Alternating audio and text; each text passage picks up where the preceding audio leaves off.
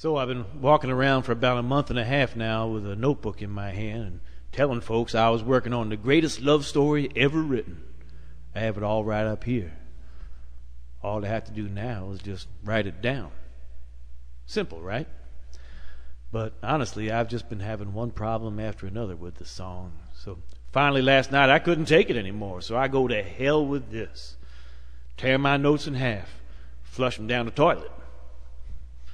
Naturally, the damn thing clogged the toilet, and I had to reach in and pull out a soggy mess of crappy lyrics. But I had the last laugh.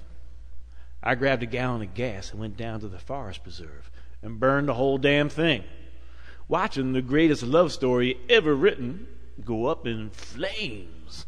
Man, I tell you, it was the best I felt in months. Looks like boss said he wants me to play some music. Better get on something here.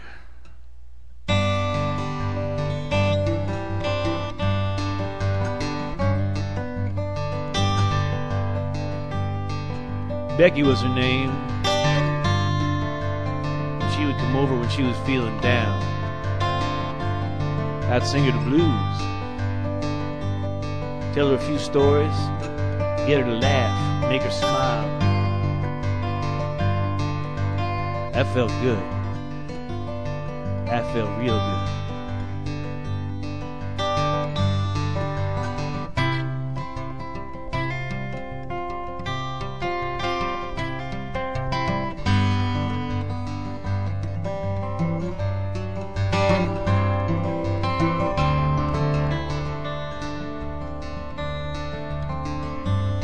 So I'd sing her the blues, and she'd tell me about her kids.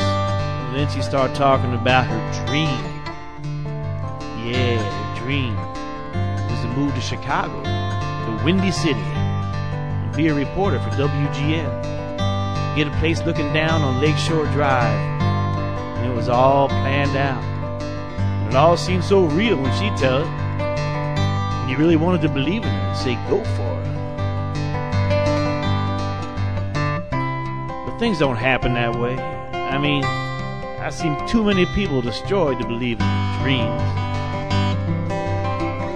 You work for everything, and everything's 5 times harder because you want it. That's the way it is. It's the way it's always been.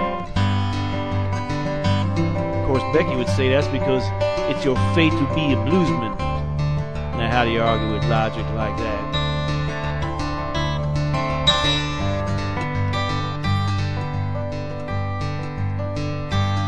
Fate, dreams. She's a smart girl too, but she really believes in that nonsense, man. I'll tell you this, give me $1 million, I'll throw my harp under a bus. I'll never play the blues again. Ain't my fate. My life ain't no fucking love song to the blues. But I pray for you, girl, like I never prayed before.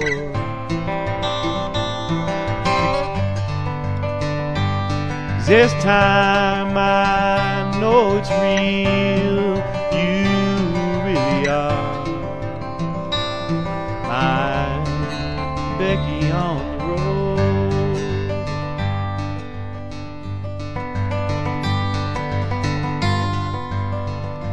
So anyway, Becky had 2 kids. Samantha, who's a living doll, and Patrick. He's the funniest little man you ever saw. She'd married a high school sweetheart, but they were already divorced. She was living with Jim when I met her. Yeah. Divorce was really messy. He had his career and the money and the kids, except on weekends. Becky lived for her kids, and it really hurt being away from them. I only met the ex once at a Christmas party. I asked him, how's he find time to take care of the kids? He goes, yeah, that's why I hired a maid. damn near knocked his teeth out. Seriously. But Becky comes over and she says, Catfish, you're not helping. And she was right, of course, but what was I supposed to do?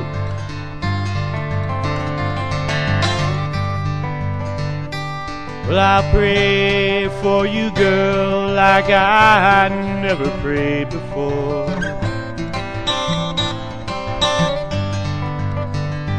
This time I know it's real.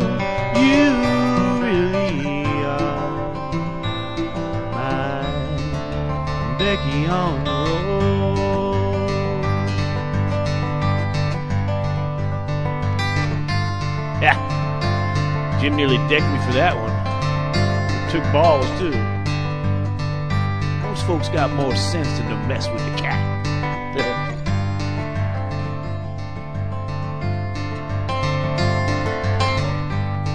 I always remember the night on the beach, cupping her breasts in my hand, feeling the trembles I rolled on top of her. I put my finger to her lips. I said, Becky, I'd never do anything to hurt you, but I'll pray for you, girl, like I never prayed before. This time I know it's real. You really are my Becky on the road. I had an accident a while ago. It was a skiing accident, sort of. Now, I don't really want to get into it. I was laid up in the hospital for 3 weeks. By the time I got out, with the bills and everything, it'd taken everything. So you start over. This is America. You can always start over.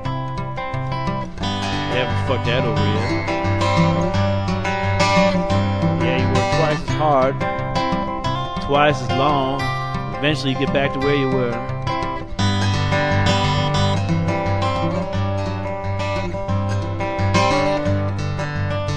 Time, effort, heart, soul. That's what it takes. People do it every day. But I'm asking around and I learned that Becky's lost visitation rights to her kids. So she's gone. Nobody seems to know where. Jim's got a new job in St. Louis, so he's gone downriver. And I'm walking around St. Paul, feeling like a ghost or something. So what do? I pick up and go to Chicago. Why? Because I'm a jackass, that's why. But I'll pray for you, girl, like I never prayed before.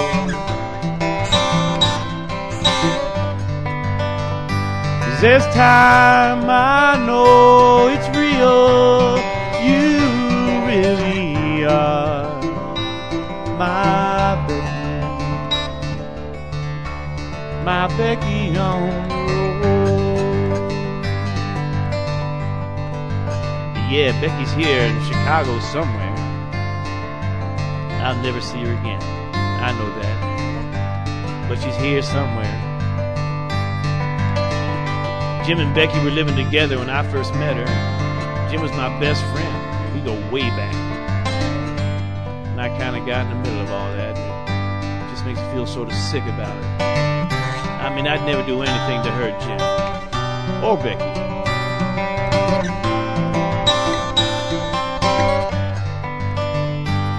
You ever wake up in the middle of the night and it feels like you've been wrong about everything? There's not a damn thing you can do about it.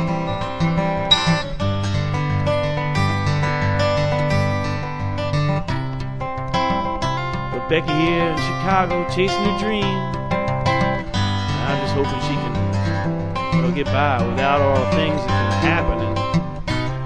And I'm I'm wandering around with a lot of free time and a notebook in my hand, writing down the greatest love story ever written. When finally it dawns on me, Catfish, you're a bluesman. What the hell do you know about love?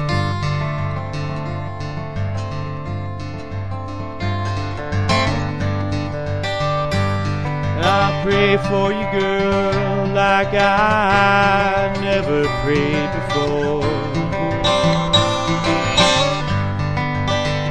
'Cause this time I know it's real, you really are my Becky on the road, my Becky, my Becky. My Becky on the road, oh my Becky, my Becky, my Becky.